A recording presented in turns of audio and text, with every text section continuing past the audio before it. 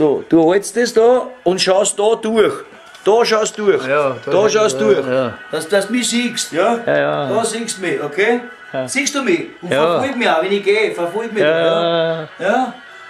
Weil ich bin nämlich der wahre Kammerjäger. Aber klar ist es nicht. Nein, du musst ein bisschen die Finger weggehen, bitte, von Ach da. so, da, ja, jetzt da. haben wir das Ganze noch mehr. Gut, Ja, zu mir. Du brauchst nur auf das da, ich weiß schon. Ja, brauchst nichts zu sehen. Ne? Das, Ja, ich bin's der Sohn, der Bauer, ne? Der Ja, Bauer, ne? ja. Scheiße, ich sehe durch die Lesebrille nichts, jetzt sehe ich meinen Vater besser.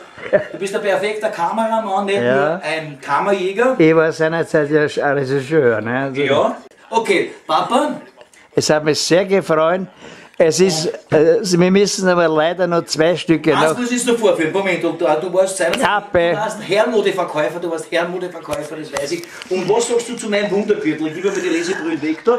Zu meinem Wundergürtel, wenn man es besser sieht. Ist das drauf? Was war das da? Dieser Gürtel da, dieser Hosengürtel, ja? Ja, ist drauf. Ja, man macht das einfach, schiebt diesen Balken da, diesen unsichtbaren Balken auf die andere Seite und schon ist der Gurtanfang heraus, ja, und man kann, und reingeben ist überhaupt leicht, wenn man überhaupt angesoffen ist, ja, da macht man es dann so und das muss man dann einführen in diese, wie heißt das, in die Latschen. die Latschen, ja, Ja. zusammenziehen, ja. Und irgendwie wieder da reingeben in diese Schlaufen, ja, ein Heurer hocken. Also danke, es war sicher interessant. Auf Wiedersehen. Perfekt, bis zum nächsten Mal. Wiedersehen. Okay.